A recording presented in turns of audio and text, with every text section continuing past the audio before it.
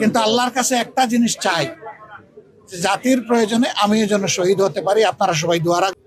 আমার এই সাময়িক অবস্থা দেখে কষ্ট পেয়েছেন, সহানুভূতি প্রকাশ করেছেন, দোয়া করেছেন, তাদের সকলকে সালাম জানাই। এবং আমার দ্বারা যেন দেশ এবং জাতির কোনো ক্ষতি না হয়, আল্লাহ যেন আমাকে সাহায্য করেন।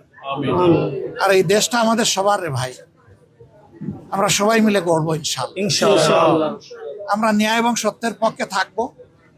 অন্যায় অসত্য যেখানে সেখানে আমরা দেয়াল তুলে দেব ইনশাআল্লাহ।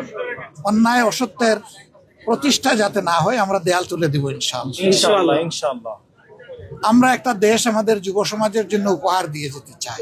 ইনশাআল্লাহ। যেই যুব সমাজ বুক পেতে আমাদেরকে মুক্তি এনে দিয়েছে, তাদের প্রতি আমাদের দায় আছে, আমাদের দায়িত্ব আছে। তাদের যে আকাঙ্ক্ষা, এটা অস্বাভাবিক কিছু না। আল্লাহ তাআলা সম্প্রতিও কিছু দেশ আমাকে ঘোরার তৌফিক দিয়েছে। সেই দেশের মিশনারি এবং দেশপ্রেমিক নেতৃত্বের কারণে মাত্র 3 দশকের ভিতরে এক একটা দেশ কোথায় চলে গেছে বদলে। আমরাও পারবো ইনশাআল্লাহ।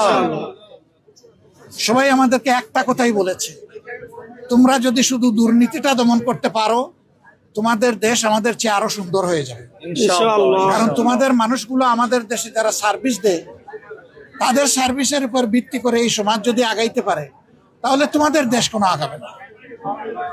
আমরা এই জন্যে আজকে বলেছি, কতটুকু বুঝাইতে পেরেছি আমি জানি না, কতটুকু স্পষ্ট হয়েছে আমি জানি না, যে ফেসিবাদ বিদায় নিয়েছে একটা লড়াইয়ের মধ্যে, আর একটা লড়াইয়ের মাধ্যমে ইনশাল্লাহ দুর্নীতিকে এই দেশটাকে বিদায় করতে হবে। ইনশাআল্লাহ।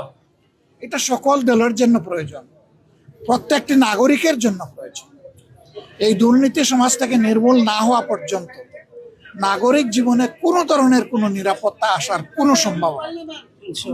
আল্লাহ তাআলা যেন এই কাজটাও আমাদেরকে করার তৌফিক দেন। আমিন। আর আমার জীবন নিয়ে আমি খুব বেশি উচ্চাভিলাষ তো নাই, আমি কোনো আশাও পোষণ করি, কিন্তু আল্লাহর কাছে একটা জিনিস চাই, যে জাতির প্রয়োজনে আমিও যেন শহীদ হতে পারি। আপনারা সবাই দোয়া রাখবেন।